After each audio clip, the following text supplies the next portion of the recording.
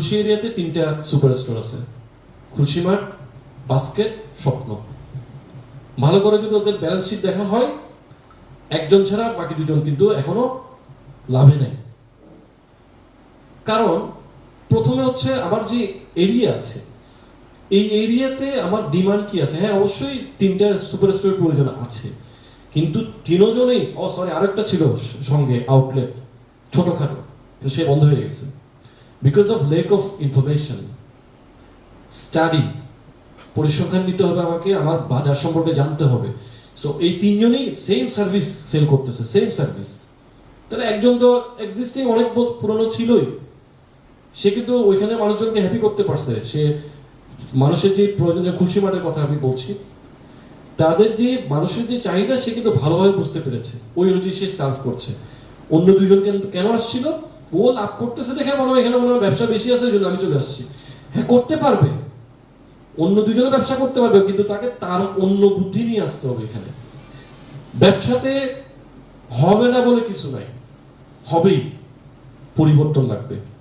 মানে একজন একটা করছে, আমি যদি ওইটাই করি, কপি করে হবে না, আমাকে ভিন্নতা আনতে হবে। ভিন্নতার জন্য আপনাকে স্টাডি করতে হবে, আপনাকে অভিজ্ঞতা অর্জন করতে হবে।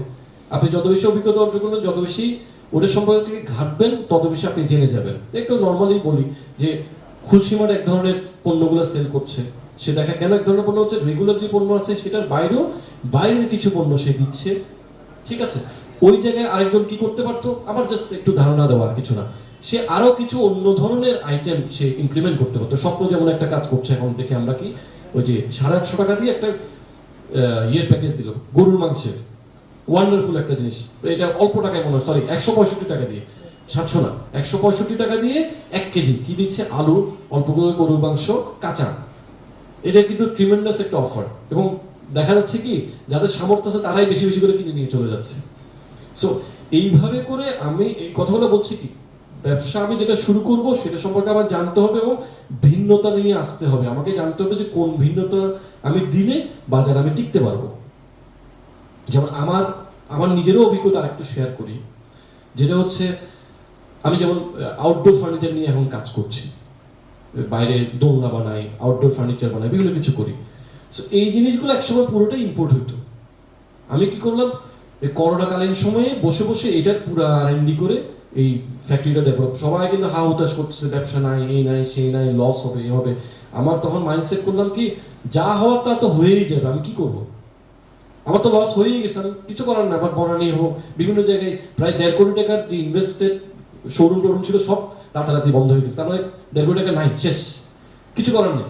আমি এটাতে হা হুতাশ করলে হবে, আবার আগায় যেতে হবে।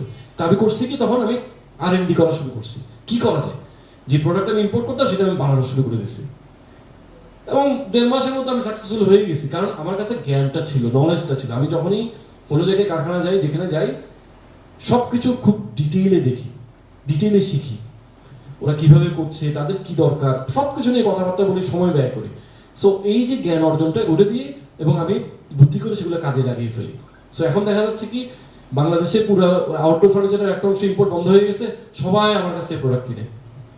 মানে আমার বাদেও আরো 10টা ফ্যাক্টরি হলেও বাংলাদেশের ডিমান্ড ফিল আপ করতে পারবে না, এবং ওই ইন্ডাস্ট্রির এত সম্ভাবনা আছে যে এক্সপোর্টে চলে যেতে পারবে, অনেক কিছু করা যাবে। সো দেখেন, আরো একটা এক্সাম্পল দিব আমি এখানে। যখন আমি বিশ্ববিদ্যালয়ে পড়ি, আমি কিন্তু টিউশনি করতাম, বসে থাকতে পারতাম না, আমার কিছু না কিছু করতে হয়, একটা কাজ করতে হয়। আমার বন্ধু বান্ধবরাও টিউশনি করতো, আমিও টিউশনি করতাম। ওরা কি করতো, ওরা সাবজেক্ট ওয়াইজ পড়াইতো। মানে দেখা যেত তখন 1,500 টাকা 2,000 টাকা বেতনে এক একটা স্টুডেন্টকে পড়াইতো। আমার কেন জানি আমার সিলেকশনগুলো ডিফারেন্ট ছিল। আমি করতাম কি, বিদেশিদেরকে পড়াইতাম, চাইনিজদেরকে পড়াইতাম। সো ওরা যেখানে 1,500 টাকা 2,500 টাকা পাইতো, আমি একটা টিউশন থেকে পাইতাম 5,000 টাকা 7,000 টাকা। এই যে ডিস্টিংশনটা, মানে তখন থেকেই আলাদা করে সিলেক্ট করার বেসিক ইনস্টিংক্ট, এটা একটা বেসিক ইনস্টিংক্ট।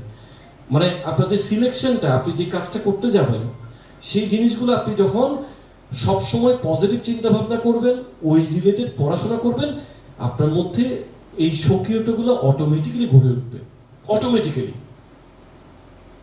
এই পয়েন্টগুলো কিন্তু আপনারা খেয়াল করে দেখবেন। আমি কিন্তু এক্সাম্পল দিয়ে বললে জিনিসগুলো মানুষের মাথার মধ্যে সবসময় থেকে যাবে।